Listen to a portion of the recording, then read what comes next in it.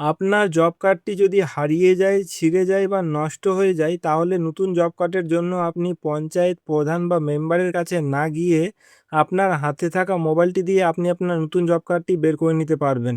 তো চলুন দেখে নিন কিভাবে বার করবেন।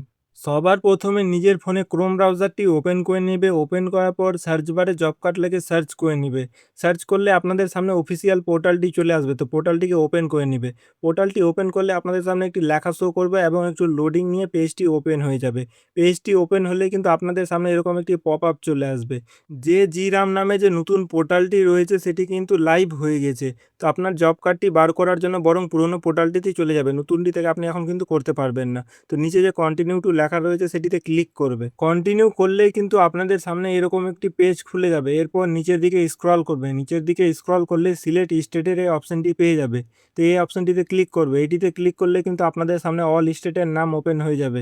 তো এখান থেকে নিজের স্টেটের নাম ওয়েস্ট বেঙ্গল সিলেক্ট করে নেবে। ওয়েস্ট বেঙ্গল সিলেক্ট করলে কিন্তু আপনাদের সামনে এখানে ছোট করে পশ্চিমবঙ্গের ম্যাপটি শো করবে এবং নিচের দিকে ওয়েস্ট বেঙ্গল লেখাটি চলে আসবে। তো ওয়েস্ট বেঙ্গল লেখাটিতে ক্লিক করবে। তারপর আপনাদের সামনে এরকম একটি পেজ খুলে যাবে। এখানে কিন্তু সবগুলো ডিস্ট্রিক্টের নাম শো করবে। তো এখানে তোমার যে জেলার নাম সেটি এখানে সিলেক্ট করে নিবে। জেলার নামের উপরে ক্লিক করলে কিন্তু আবারও আপনাদের সামনে এরকম একটি পেজ খুলে যাবে। তারপর এই যে এই সাইডে একটি বক্স দেখতে পাচ্ছ, বক্সটিকে একটু জুম করে নিবে। জুম করলে কিন্তু তোমার জেলার আন্ডারে যতগুলা ব্লক রয়েছে সবগুলা ব্লকের নাম এখানে পেয়ে যাবে। তো তোমার যে ব্লক রয়েছে সেটি এখানে সিলেক্ট করে নিবে। ব্লকের নামের উপর সিলেক্ট করলে কিন্তু আবারও আপনাদের সামনে এরকম একটি পেজ খুলে যাবে। তারপর এই যে আবার এইদিকে একটি বক্স দেখতে পাচ্ছ, এই বক্সটিকে একটু জুম করবে। জুম করলে কিন্তু এখানে দেখতে পাবে যে তোমার ব্লকের আন্ডারে যতগুলো পঞ্চায়েত রয়েছে সবগুলো পঞ্চায়েতের নাম কিন্তু এখানে রয়েছে। তো তোমার যে পঞ্চায়েতের নাম সেটি এখানে সিলেক্ট করে নেবে। পঞ্চায়েত সিলেক্ট করলে কিন্তু আপনাদের সামনে এরকম একটি পেজ খুলে যাবে। এরপরে যেখানে লেখা রয়েছে R1 job card slash registration, এই অপশনের মধ্যে যে 3 নম্বর অপশনটি রয়েছে job card slash employment register, এই অপশনটিতে ক্লিক করবে। এটিতে ক্লিক করলে কিন্তু আপনাদের সামনে এভাবে লিস্ট ওপেন হয়ে যাবে জব কার্ড হোল্ডারদের। যাদের নামে জব কার্ড রেজিস্টার রয়েছে তাদের প্রত্যেকের নাম কিন্তু এই লিস্টে রয়েছে। তো কথা হচ্ছে এখানে কিন্তু এখন অনেক নাম, এর মধ্যে তুমি তোমার নামটি কিভাবে সহজেই খুঁজে নিতে পারবে।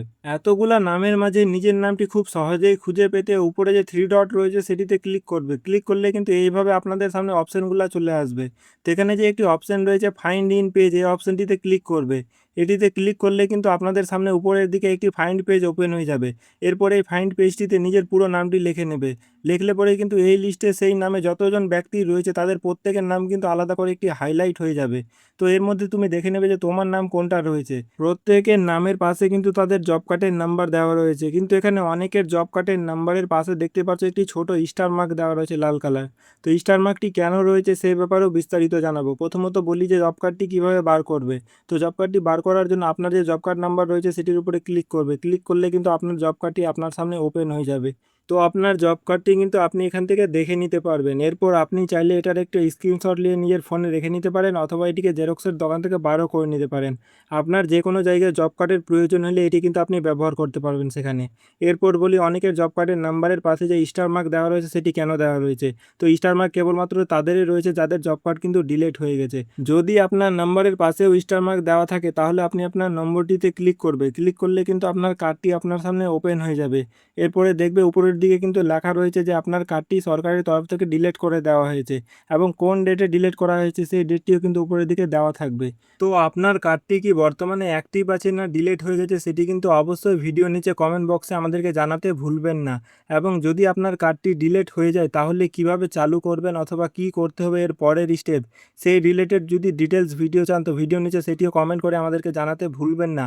আর এরকম টাইপের আরও হেল্পফুল ভিডিও পেতে চ্যানেলটিকে অবশ্যই সাবস্ক্রাইব করে নেবে।